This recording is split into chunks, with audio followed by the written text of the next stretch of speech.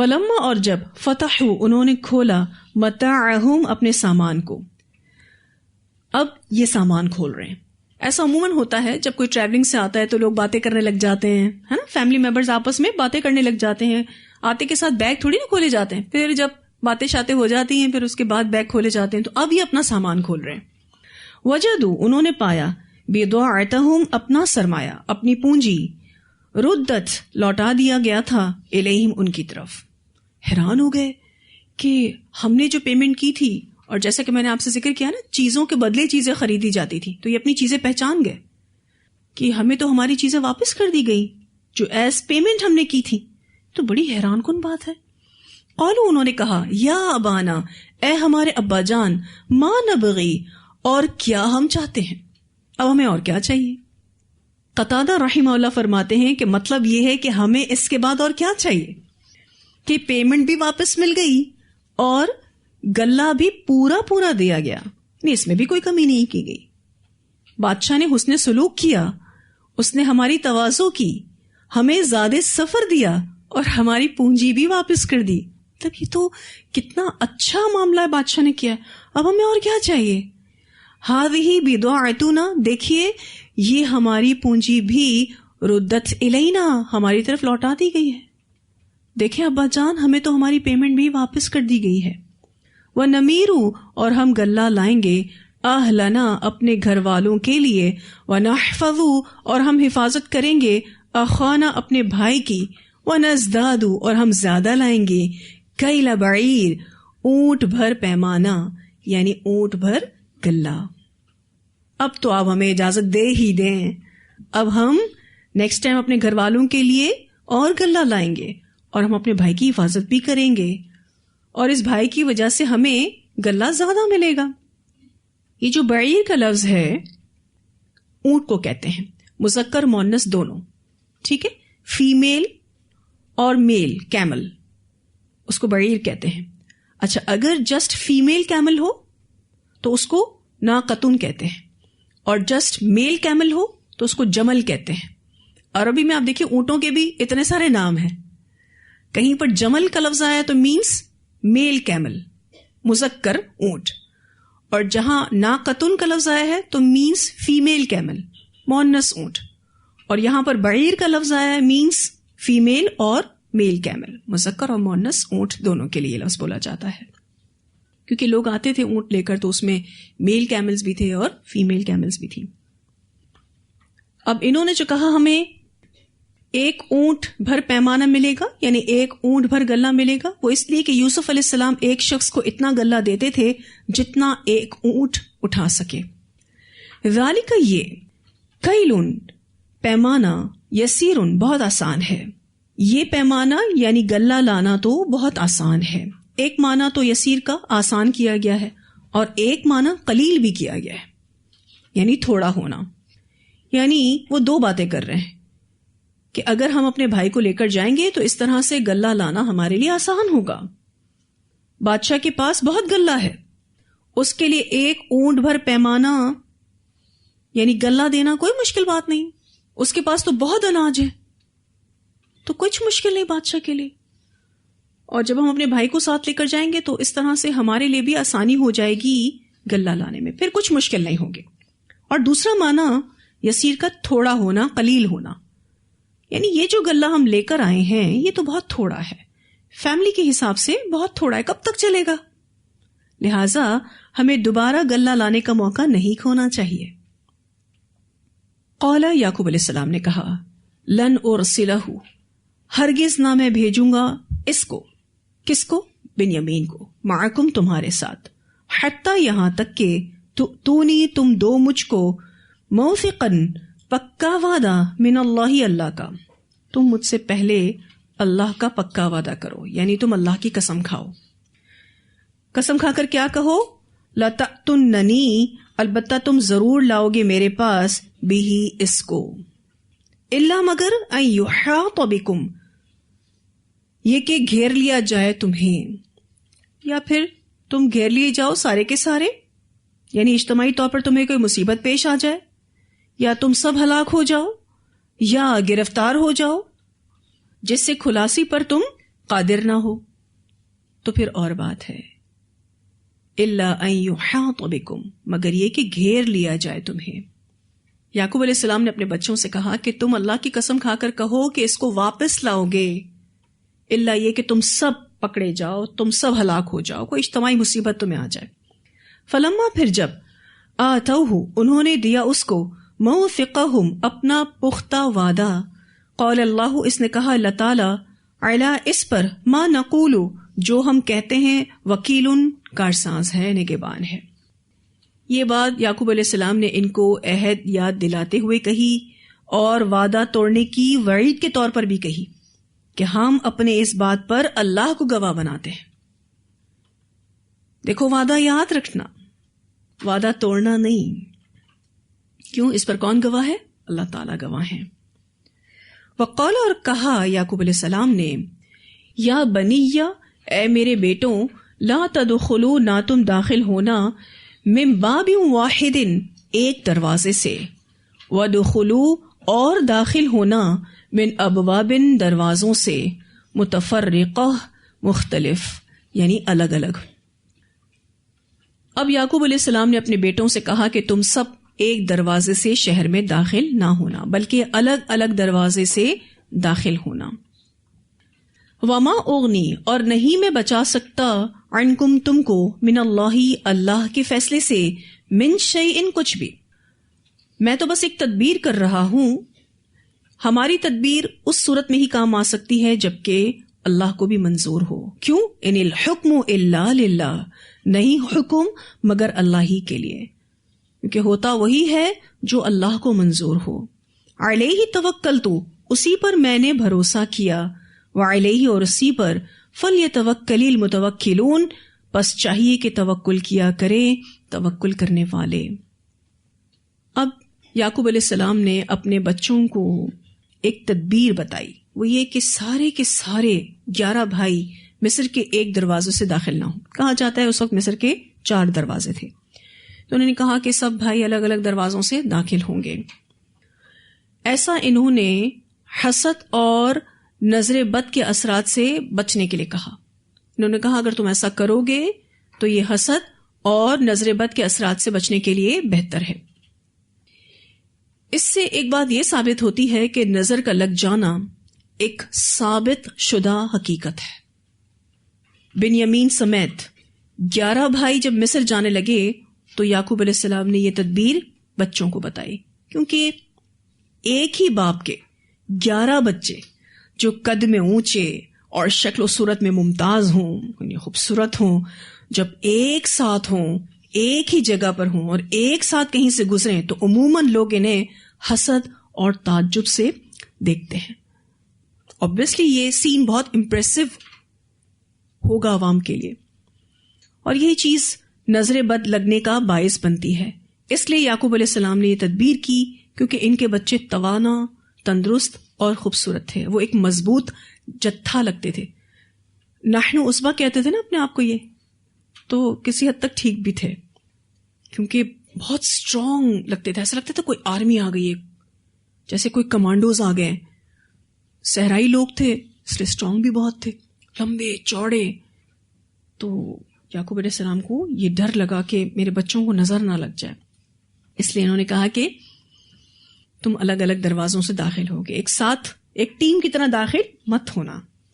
اور یہ بھی تھا کہ کہیں مصر والوں کو تم پر شک نہ ہو جائے کہ کوئی فوج آ گئی ہے، کوئی بدماش آ گئے ہیں، ٹھیک ہے نا، تو کوئی اس طرح کی بات بھی نہ ہو. لیکن اس سے زیادہ ان کو ٹینشن نظر بد کا تھا. پھر یہ کہ انہوں نے ساتھ میں یہ بھی کہا کہ نہیں میں بچا سکتا تم کو اللہ کے فیصلے سے کچھ بھی، یعنی ہماری تدبیر اسی صورت میں کام آ سکتی ہے جب اللہ کو منظور ہو. ہم تو صرف احتیاط کرتے ہیں، تدبیر کرتے ہیں، باقی اس تدبیر کو پورا ہونا ہے، وہ تدبیر کام آئے گی، یہ ہم کنفرم نہیں کر سکتے. تو ساتھ انہوں نے یہ بھی کہا کہ میری تدبیر اللہ کے فیصلے اور اس کی تقدیر کو نہیں ٹال سکتی، کیونکہ اللہ جو ارادہ کرے وہ ہو کر رہتا ہے. تو تدبیر سے زیادہ اللہ پر بھروسہ ضروری ہے، کیونکہ حکم اللہ ہی کا ہے اور اسی پر میں نے بھروسہ کیا ہے، اور اللہ پر ہی بھروسہ کرنا چاہیے بھروسہ کرنے والوں کو. تو یعقوب علیہ السلام نے تدبیر بھی کی اور ساتھ اللہ پر بھروسہ بھی کیا. یہاں نظر بد کے حوالے سے بات ہو رہی ہے تو کچھ احادیث دیکھ لیتے ہیں، کیونکہ بہت سارے لوگ اس کو بڑا اگنور کرتے ہیں، اس پر اتنا دھیان نہیں دیتے اور کہتے ہیں کوئی نظر وظر نہیں لگتی، اس کی کوئی حقیقت نہیں ہے. ایسا نہیں ہے. اس بارے میں جو احادیث ہیں اس کو جاننا بہت ضروری ہے. جو احتیاطی تدابیر ہے اس کو کرنا بھی بہت ضروری ہے. عبداللہ بن عباس رضی اللہ تعالی عنہما سے مرفوعاً مروی ہے کہ نظر لگنا برحق ہے، یہ بلندی والے کو نیچے اتار دیتی ہے. اسے مسند احمد نے روایت کیا ہے. بلندی والے کو یعنی کسی عہدے کی بلندی، یعنی صحت میں اچھا ہونا، کوئی بھی طرح کی بلندی ہو، اس سے نیچے اتار دیتی ہے. نظر لگ جائے تو کسی کا عہدہ جا سکتا ہے، نظر لگ جائے تو کسی کی صحت جا سکتی ہے. نظر بد ایسی چیز ہے.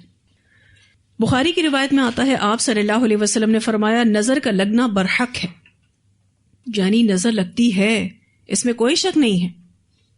اور آپ صلی اللہ علیہ وسلم نے نظر بد سے بچنے کے لیے امت کو دعا سکھائی ہے. موطا امام مالک کی روایت ہے آپ صلی اللہ علیہ وسلم نے فرمایا جب تمہیں کوئی چیز اچھی لگے تو بارک اللہ کہو. ٹھیک ہے نا، آپ کو کوئی بھی چیز اچھی لگتی ہے اپنی یا دوسروں کی، کیا کہیں گے؟ بارک اللہ، اللہ برکت عطا کرے. تو نظر نہیں لگے گی انشاءاللہ. اور ماشاء اللہ لا قوت الا باللہ کہو. یہ بات قرآن سے ثابت ہے کہ آپ کو کوئی بھی چیز اپنی اچھی لگتی ہے یا کسی دوسرے کی اچھی لگتی ہے، فوراً سے کیا کہیں؟ ماشاء اللہ لا قوت الا باللہ. نظر نہیں لگے گی انشاءاللہ. پھر سورہ فلق اور سورہ الناس پڑھنا، یہ بھی ثابت ہے ترمذی کی روایت سے. ڈیلی بیسس پر پڑھیں سورہ فلق اور سورہ الناس. آپ دیکھیے ہر فرض نماز کے بعد پڑھنے کا کہا گیا اس کو. اچھا اپنوں کی بھی نظر لگتی ہے، آپ کہیں نہیں گئے، آپ گھر میں ہی تھے تو بھی نظر لگ سکتی ہے، گھر والوں کی بھی. ٹھیک ہے، اولاد کی نظر لگ سکتی ہے ماں باپ کو، ماں باپ کی نظر لگ سکتی ہے اولاد کو. تو اگر آپ نے پریکاشنز لیے ہوئے ہوں گے تو انشاءاللہ کوئی پرابلم نہیں ہے. احتیاطی تدابیر تو ضروری ہے نا. نظر بد سے بہت نقصان ہو سکتا ہے. آپ صلی اللہ علیہ وسلم نے فرمایا میری امت میں اللہ کی قدرت اور اس کے فیصلوں کے بعد سب سے زیادہ موتیں نظر لگنے سے ہوں گی. اسے سلسلۃ الصحیحہ نے روایت کیا ہے. یہ حدیث کیسی ہے؟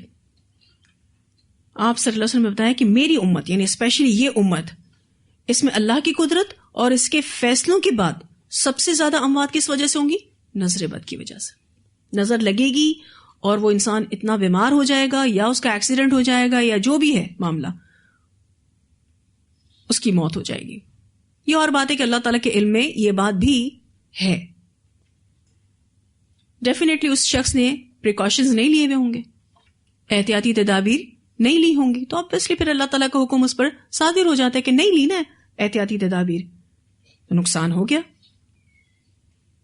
یہ کہ آپ احتیاطی تدابیر اختیار کریں، پھر اس کے بعد بھی اگر کوئی نقصان ہوتا ہے تو پھر وہ نصیب میں لکھا ہے. ٹھیک ہے نا، کیونکہ نصیب اور تقدیر کو ہم ٹال نہیں سکتے. ایک اور روایت ملتی ہے نبی اکرم صلی اللہ علیہ وسلم نے فرمایا نظر آدمی کو قبر میں اور اونٹ کو ہانڈی میں اتار دیتی ہے. اسے سلسلۃ الصحیحہ نے روایت کیا ہے. یعنی نظر بد ایسی چیز ہے کہ انسان کو کہاں اتارے گی؟ قبر میں، اور اونٹ کو ہانڈی میں. یعنی اونٹ اتنا بیمار ہو جائے گا کہ اس کو ذبح کرنا پڑے گا اور پکانا پڑ جائے گا. تو نظر بد شاہ سوار کو گھوڑے سے گرا دیتی ہے. ایسی چیز ہے.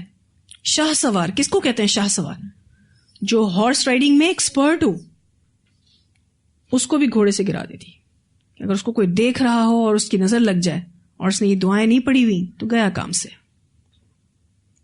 ایک اور روایت ملتی ہے سیدنا ابو امامہ بن سہل بن حنیف رضی اللہ عنہما بیان کرتے ہیں کہ عامر بن ربیہ رضی اللہ تعالیٰ عنہ نے دیکھا کہ سہل بن حنیف رضی اللہ تعالیٰ عنہ نہا رہے ہیں، تو انہوں نے کہا کہ میں نے آج تک اتنا حسین جسم کبھی نہیں دیکھا. جسمانی اعتبار سے بہت خوبصورت ہوں گے یہ صحابی. یہ تو پردہ نشین لڑکی سے بھی زیادہ خوبصورت ہے. ہوتے ہیں نا کچھ مرد لڑکیوں سے بھی زیادہ خوبصورت ہوتے ہیں، تو انہوں نے اس کا اظہار بھی کر دیا. ان کا یہ کہنا تھا کہ سہل بے ہوش ہو کر گر گئے. ابھی تو صحابی نے یہ بات کہی ہے تو دوسرے صحابی جو نہا رہے تھے وہ گر گئے. ایسی نظر لگی. انہیں رسول اللہ صلی اللہ علیہ وسلم کے پاس لایا گیا اور درخواست کی گئی کہ اے اللہ کے رسول صلی اللہ علیہ وسلم سہل کے معاملے میں کچھ کیجئے. اللہ کی قسم وہ تو سر نہیں اٹھاتے, بے ہوش ہو گئے. رسول اللہ صلی اللہ علیہ وسلم نے فرمایا کیا تم کسی پر نظر لگانے کی تہمت لگاتے ہو؟ یعنی تم کو ایسا لگتا ہے کہ کسی کی نظر لگی ہے؟ لوگوں نے کہا عامر بن ربیعہ نے انہیں دیکھا تھا. رسول اللہ صلی اللہ علیہ وسلم نے عامر کو بلوایا اور ان پر خفگی کا اظہار کیا. ناراض ہوئے آپ صلی اللہ علیہ وسلم. آپ صلی اللہ علیہ وسلم نے فرمایا تم میں سے کوئی نظر کی وجہ سے اپنے بھائی کو قتل کرتا ہے؟ جب تم نے دیکھا کہ وہ تمہیں اچھے لگے تھے تو تم نے ان کے لیے برکت کی دعا کیوں نہ کی؟ کیوں نہیں کہا بارک اللہ؟ پھر آپ صلی اللہ علیہ وسلم نے فرمایا اب اس کے لیے غسل کرو. حضرت عامر جو تھے ان کو کہا کہ اب آپ غسل کرو. چنانچہ عامر رضی اللہ تعالی عنہ نے اپنا چہرہ، اپنے دونوں ہاتھ، اپنی کوہنیاں، اپنے دونوں گھٹنے، اپنے پیروں کی انگلیاں اور ازار کے اندر کا حصہ ایک بڑے پیالے میں دھویا. پھر یہ پیالہ مریض کے سر پر اور اس کے پیچھے الٹ دیا گیا. جب یہ کام ہو چکا تو سہل رضی اللہ تعالیٰ عنہ ٹھیک ہو گئے، کیونکہ یہ بھی نظر بد کا ایک علاج ہے جس کے بارے میں آپ کو کنفرم ہو کہ اسی کی نظر لگی تو یہ علاج ابھی بھی پاسبل ہے. لیکن ہمیں تو کنفرم ہی نہیں ہوتا کہ کس کی نظر لگی ہے، تو پھر ہمارے لیے کیا علاج رہ جاتا ہے؟ دعائیں وغیرہ ہے. اب وہ ٹھیک ہو گئے صحابی، لوگوں کے ساتھ اٹھ کر چلنے پھرنے لگے. اب انہیں کوئی تکلیف نہ رہی. اسے موطا امام مالک نے روایت کیا ہے. اب دیکھیں نظر کیسی چیز ہے. لگی تو فوراً بے ہوش ہو گئے. اس سے کیا پتہ چلتا ہے کہ جب انسان دیکھتا ہے نا تو اس کی نظروں میں شعاعیں ہوتی ہیں. یہ ریز جو ہے نا یہ اثر رکھتی ہیں. اچھا، آپ کے جو دل کے جذبات ہوتے ہیں نا وہ بھی آپ کی آنکھوں سے پتہ چلتے ہیں. اگر آپ کو کسی سے محبت ہے تو آپ اس کو محبت سے دیکھتے ہیں. جب آپ کو کسی سے محبت کے علاوہ کوئی اور چیز ہے تو پھر آپ اس کو پھر اسی اعتبار سے دیکھتے ہیں، ہے نا. تو انسان کو پتہ ہے، ہم سب کو جب یہ بات پتہ ہے کہ ہماری نظر لگ سکتی ہے یا کسی اور کو پتہ ہے کہ اس کی نظر لگ سکتی ہے، اور کچھ لوگ ایسے ہوتے ہیں جو اپنے بارے میں یہ کہتے بھی ہیں کہ جی ہماری نظر لگ جاتی ہے، کیونکہ انہوں نے اس کا ایکسپیرینس کیا ہوتا ہے نا. تو ان کو تو بہت زیادہ خیال کرنا چاہیے.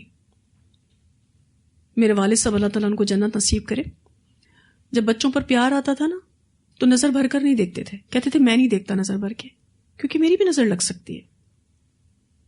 اب ماں کو اپنی اولاد اتنی پیاری لگ رہی، اس نے نہلایا دھلایا، اچھے کپڑے پہنائے، ہائے میرا بچہ، ہائے میری بچی، تو بھائی ماشاء اللہ کہیں، لا قوت الا باللہ، بارک اللہ کہیں. کیونکہ آپ کیا سوچتے ہیں آپ کی اولاد کو آپ کی نظر نہیں لگے گی؟ آپ کی بھی لگ سکتی ہے، بلکہ زیادہ اپنوں کی لگتی ہے جو کلوز ہوتے ہیں، کیونکہ وہی دیکھ رہے ہوتے ہیں. ایسے میں بہت ضروری ہے کہ آپ تمام احتیاطی تدابیر کے ساتھ زندگی گزاریں. اور اب چونکہ قیامت قریب ہے، ہم آخری امت ہیں اور اس امت میں سب سے زیادہ نظر بد لگے گی. اور آپ کو پتہ ہے نظر بد کی پیچھے وجہ جو ہے نا، میجر وجہ حسد بھی ہے. حاسد کی تو نظر لگتی ہے. حاسد جب حسد کرنے پر آ جائے نا تو اس کی نظر بھی لگتی ہے، یعنی اس کا حسد بھی آپ کو نقصان دیتا ہے اور پھر اس کی نظر بھی لگتی ہے. ایک اور روایت آتی ہے، نبی اکرم صلی اللہ علیہ وسلم نے فرمایا نظر لگنا حق ہے، اور کوئی چیز تقدیر پر سبقت کرتی تو نظر کرتی، اور جب تم سے نظر کی وجہ سے نہانے کے لیے کہا جائے تو نہا لیا کرو. اسے مسلم نے روایت کیا ہے. یعنی کسی کے بارے میں ہمیں کنفرم ہو کہ اسی کی نظر لگی ہے، اب ہم اس کو کہیں کہ پلیز آپ اگر نہا کر اپنا پانی دے دیں تاکہ جس کو نظر لگی ہے اس پر ڈالا جا سکے، تو لوگ برا مان جائیں. اچھا کس نے کہہ دیا ہماری نظر لگی ہے، آپ تو ہم پر الزام لگا رہے ہیں. تو آپ صلی اللہ علیہ وسلم نے کیا فرمایا کہ اگر تمہیں کوئی کہے کہ ہو سکتا ہے آپ کی نظر لگی ہو کیونکہ آپ ہی یہاں موجود تھے، تو آپ اگر غسل کر کے پانی دے دیں تاکہ ہم جس کو نظر لگی اس پر پانی ڈال لیں، تو برا نہ لگا اس کو، پانی دے دو، کیونکہ اس کا ٹریٹمنٹ اسی سے ہی ہوگا. یہ ایک ٹریٹمنٹ ہے، بجائے برا لگانے کے اور کچھ غلط سلط کہنے کے. انسان نہا لے، وہ پانی دے دے، ٹھیک ہے، کیونکہ یہ ٹریٹمنٹ ہے اس نظر کو ختم کرنے کے لیے. پھر ہو سکتا ہے کہ اس شخص کی نظر نہ بھی لگی ہو، ٹھیک ہے، ہو سکتا ہے، لیکن کیا ہوگا، نقصان تو نہیں ہوگا نا اس سے. اگر لگی ہوگی تو فائدہ ہو جائے گا. ایک اور روایت آتی ہے، سیدنا عبداللہ بن عباس رضی اللہ تعالی عنہما بیان کرتے ہیں کہ رسول اللہ صلی اللہ علیہ وسلم حسن اور حسین اور رضی اللہ عنہما پر ان کلمات کے ذریعے دم کیا کرتے تھے اور فرمایا کرتے تھے تمہارے باپ ابراہیم علیہ السلام بھی اسماعیل اور اسحاق علیہم السلام پر یہ کلمات پڑھ کر دم کیا کرتے تھے، اعوذ بکلمات اللہ التامہ من کل شیطان وہامہ ومن کل عین لامہ، میں پناہ طلب کرتا ہوں اللہ کے کامل کلمات کے ساتھ ہر شیطان سے، ہر زہریلے مہلک جانور سے، اور ہر اس آنکھ سے جو نظر لگانے والی ہو۔ اس سے بخاری نے روایت کیا ہے۔ اس دعا کو تو گھر میں لکھ کر لگا دیں اور بچوں پر، بڑوں پر، سب پر دم کیا کریں۔ کتنی بہترین دعا ہے، کتنی مختصر دعا ہے، اور اس میں کتنی چیزوں سے پناہ مانگ لی گئی ہے۔ ایک تو شیطان سے، ٹھیک ہے، پھر مہلک جانور سے، پھر اسی طرح سے ہر اس آنکھ سے جس کی نظر لگ سکتی ہو۔ اور نبی اکرم صلی اللہ علیہ وسلم اپنے گرینڈ چلڈرنز پر یوں دم کیا کرتے تھے، جو نواسے تھے نا آپ صلی اللہ علیہ وسلم کے، ان پر یوں دم کرتے تھے، کیونکہ بچے وہ پریکاشنز نہیں لے سکتے۔ بچوں پر تو پھر ہمیں ہی دم کرنا ہوتا ہے نا، وہ تھوڑی نہ پڑھ سکتے ہیں دعائیں وغیرہ۔ اب بڑے بھی غافل ہوں پھر پریشان ہوتے ہیں، پھر بیمار ہوتے ہیں بچے، پھر ان کی دوائیوں کے لیے بھاگتے ہیں، یہ سوچ ہی نہیں آتی کہ نظر بھی لگ سکتی ہے۔ اچھا پھر ہر وقت نظر لگنی ہے یہ بھی نہ سوچیں، کبھی وہ وبا کی وجہ سے بھی بیمار ہو رہے ہوتے ہیں، ٹھیک ہے، کبھی کھانے پینے کی بد احتیاطی کی وجہ سے بھی بیمار ہو رہے ہوتے ہیں۔ اب ہم یہ سوچیں کہ بس اس کو نظر ہی لگی ہے، اس کو تو نظر ہی لگتی رہتی ہے، یہ ہو بھی سکتا ہے اور یہ نہیں بھی ہو سکتا، ٹھیک ہے نا، کیونکہ پھر بہت سارے لوگ اس کو ایک ذہنی مسئلہ بنا لیتے ہیں، ہر کسی کو شک کی نگاہ سے دیکھتے ہیں، اس نے نظر ماری ہے، اس نے نظر ماری ہے، ٹھیک ہے، آپ اپنی پریکاشنز لے لیں، بس دیٹس اٹ، آپ اور میں یہی کر سکتے ہیں، اس کے علاوہ اور ہمارے بس میں کچھ بھی نہیں ہے۔ جیسے کہ یعقوب علیہ السلام نے بھی تدبیر کی، پھر کیا کہا، ہوگا وہی جو اللہ کو منظور ہوگا، ہوگا تو وہی۔ ہماری تدبیر اسی صورت میں کام آ سکتی ہے جب اللہ کو بھی منظور ہو، کیوں، فیصلہ اللہ ہی کا ہے۔ تدبیر سے زیادہ ضروری ہے اللہ پر بھروسہ کرنا، یعنی انسان تدبیر اور توکل کا جو کمبینیشن ہے نا اس کو سمجھے۔ بعض دفعہ ہم کہتے ہیں اچھا ہم نے تو دعائیں بھی پڑھی، ہم نے تو اتنی پریکاشنز کی، پھر بھی ہمیں نظر لگ گئی، یہ کیا بات ہوئی؟ تو اللہ کا فیصلہ تھا، وہ آپ نے اپنا کام کر لیا۔ اور یعقوب علیہ السلام کے ساتھ بھی آگے جا کے کچھ ایسا ہی ہونا ہے کہ بنیامین روک لیے جائیں گے، جس چیز کا ان کو ڈر تھا نا ہوگا وہی پھر آگے جا کے۔ لیکن انہوں نے اپنا کام کیا کیونکہ اللہ تعالیٰ نے ان کو علم دیا تھا کہ آپ تدبیر اختیار کریں، اللہ نے ہمیں بھی علم دیا ہے کہ ہم تدبیر اختیار کریں، احتیاط کریں، پھر اس کے بعد بھروسہ اللہ کی ذات پر کریں، رزلٹس اللہ کے ہاتھ میں ہے۔ ایک اور روایت بھی آتی ہے نظر بد سے ریلیٹڈ، سیدہ ام سلمہ رضی اللہ تعالیٰ عنہ بیان کرتی ہیں کہ نبی اکرم صلی اللہ علیہ وسلم نے اپنے گھر میں ایک لڑکی کے چہرے پر جھائیاں دیکھی تو فرمایا اس کو دم کراؤ کیونکہ اس کو نظر لگ گئی ہے۔ اس سے بخاری نے روایت کیا ہے۔ اب یہ بات تو رسول اللہ صلی اللہ علیہ وسلم کو obviously بذریعہ وحی بتائی گئی تھی، لیکن ہم دیکھتے ہیں کہ کچھ بچے پیل پڑ رہے ہوتے ہیں، یعنی ان کی سکن پر سے رونق ختم ہو رہی ہوتی ہے، اچھا کھا رہے ہیں، اچھا پی رہے ہیں، سو رہے ہیں، لیکن اس کے بعد بھی ان کی صحت گر رہی ہوتی ہے۔ ان کے ٹیسٹ وغیرہ بھی کروائے جاتے ہیں تو بھی سب ٹیسٹ کلیئر آتے ہیں، لیکن دن بدن ان کی صحت گرنا شروع ہو جاتی ہے، اٹ مینز ان کو پھر نظر لگی ہے، تو اس پر دم کرنا ضروری ہے۔ اور ایسے جو بھی لوگ ہوتے ہیں جن کو نظر لگتی ہے وہ مینٹلی، فزیکلی، ایموشنلی، اسپرچولی اتنے ویک ہو گئے ہوتے ہیں کہ وہ خود دم نہیں کر پاتے، تو ان کو دم کر دینا چاہیے۔ پھر اگر وہ اتنی اسٹرینتھ رکھتے ہیں کہ خود پر دم کریں تو ٹھیک ہے، لیکن وہ تھوڑا بہت دم کر پاتے ہیں کیونکہ وہ ویک ہوتے ہیں نا، تو ایسے میں اسٹرانگ دم کی ضرورت ہوتی ہے، پاورز کے ساتھ دم کی ضرورت ہوتی ہے۔ تو کوئی ایسا انسان کہ جس میں اتنی پاور ہو، وہ اچھے سے دعائیں پڑھ سکتا ہو، تو اس کو دم کرنا چاہیے۔ اور بیسٹ ہے رقیہ شریعہ، کہ آپ اس کو دن میں کئی بار رقیہ شریعہ سنا۔ تو الحمدللہ اتنی فیسلٹیز آ گئی ہیں کہ آپ ایک کلک پر رقیہ شریعہ کو گھر میں چلا سکتے ہیں۔ بچوں کے پاس، بڑوں کے پاس گھر میں دن میں ایک بار تو رقیہ شریعہ چلا ہی لیا کریں۔ اور میں کئی بار کہتی ہوں کہ مدرسے میں بھی ایک بار ضرور چلا لیا کریں، اللہ حفاظت کرتا ہے ان دعاؤں کی برکت سے۔ اللہ کو اچھا لگتا ہے نا کہ ہم اس سے حفاظت مانگیں، اور جب ہم مانگتے ہیں تو وہ دیتا بھی ہے۔ کیونکہ ہم جب گھر سے باہر نکلتے ہیں نا تو پھر ہم شر میں ہوتے ہیں، ہم بہت سارے نقصانات کے بیچ میں ہوتے ہیں، ہمیں کوئی بھی نقصان ہو سکتا ہے، ہم بہت ساری بلاؤں کے بیچ میں ہوتے ہیں، ہمیں کوئی بھی بلا پہنچ سکتی ہے. تو بہتر ہے کہ آپ سیفٹی پریکاشنز لیں. ٹھیک ہے نا؟ سردی آتی ہے تو کیا کرتے ہیں؟ گرم کپڑے پہن کر سیفٹی پریکاشنز لیتے ہیں نا. گرمیاں آتی ہیں تو لان کے کپڑے پہن کر سیفٹی پریکاشنز لیتے ہیں کہ آپ کو گرمی نہ لگے. بالکل اسی طرح سے یہ بھی ایک سیفٹی پریکاشن ہے، حفاظتی اقدامات ہیں، آپ اس کو ضرور کیا کریں.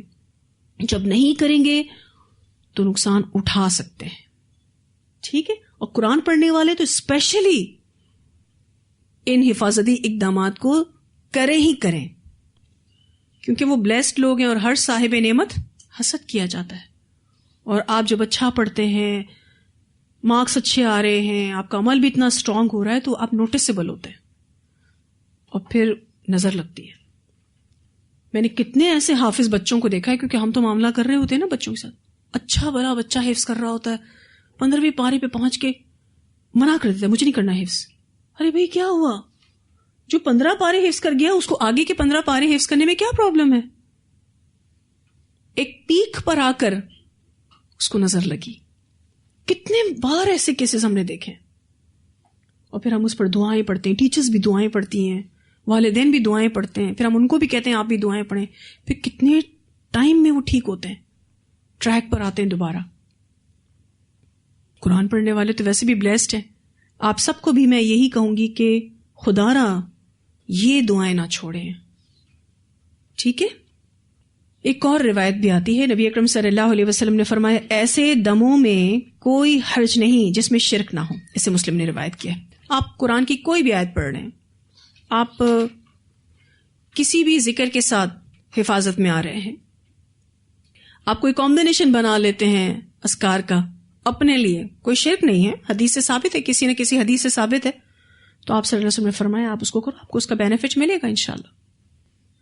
ٹھیک ہے نا؟ ایک تو خاص الخاص دعائیں ہیں حفاظت کی، نظر بد سے بچنے کی، لیکن آپ سبحان اللہ و بحمدہ کی تسبیح پڑھ لیتے ہیں، آپ لا الہ الا اللہ کی تسبیح پڑھ لیتے ہیں، آپ کوئی بھی ایسے ذکر کر لیتے ہیں یہ سوچ کر کہ اللہ میری حفاظت کرے گا، تو کوئی ایشو نہیں، شرک تو نہیں ہے نا اس میں، اور وہ حدیث سے ثابت بھی ہے. تو آپ نے اپنے لیے کمبینیشن بنایا، کوئی بات نہیں. ہاں ساتھ ساتھ آپ کو وہ دعائیں بھی پڑھنی ایکسٹرا دم. اگر آپ ان اذکار کے ساتھ کر لیں جس میں کوئی شرک نہیں ہے تو کوئی حرج کی بات نہیں. جی، تو یعقوب علیہ السلام نے ایک تدبیر کی. اتنی آیات کی تلاوت سنتے ہیں، پھر اس کے بعد انشاءاللہ آگے پڑھتے ہیں. وَجَاءَ إِخْوَةُ يُوسُفَ فَدَخَلُوا عَلَيْهِ فَعَرَّفَهُمْ وَهُمْ لَهُ مُنْكِرُونَ.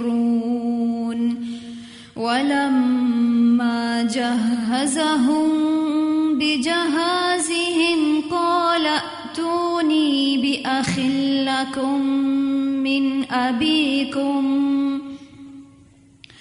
أَلَا تَرَوْنَ أَنِّي أُوفِي الْكَيْلَ وَأَنَا خَيْرُ الْمُنْزِلِينَ. فَإِنْ لَمْ تَأْتُونِي بِهِ فَلَا كَيْلَ لَكُمْ عِنْدِي وَلَا تَقْرَبُونَ. قَالُوا سَنُرَاوِدُ عَنْهُ أَبَاهُ وَإِنَّا لَفَاعِلُونَ. وَقَالَ لِفِتْيَانِهِ اجْعَلُوا بِضَاعَتَهُمْ فِي رِحَالِهِمْ لَعَلَّهُمْ يَعْرِفُونَهَا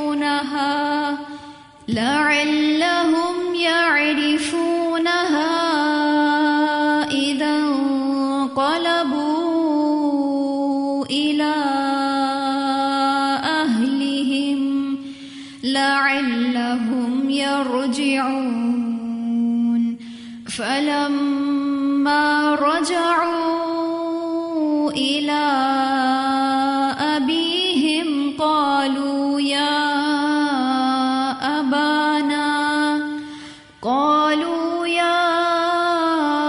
أَبَانَا مُنِعَ مِنَّا الْكَيْلُ فَأَرْسِلْ فأرسل معنا أخانا نكتل وإنا له لحافظون قال هل آمنكم عليه إلا كما أمنتكم على أخيه من قبل فالله خير حافظا وهو أرحم الراحمين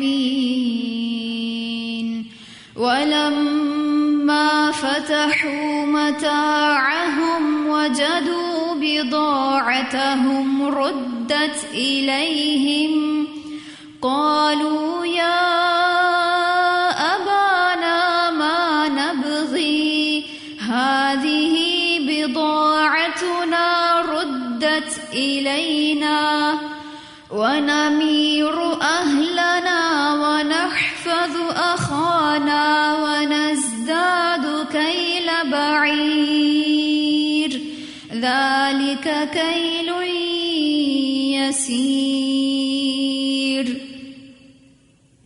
قال لن أرسله معكم حتى تؤتون موثقا من الله لتأتونني به إلا أن يحاط بكم فلما آتوه موثقهم قال الله على ما نقول وكيل وقال يا بني لا تدخلوا من باب واحد وادخلوا من أبواب متفرقة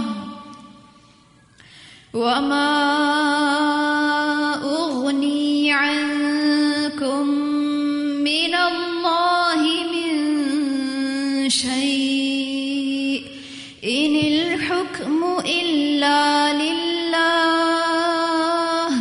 عليه توكلت وعليه فليتوكل المتوكلون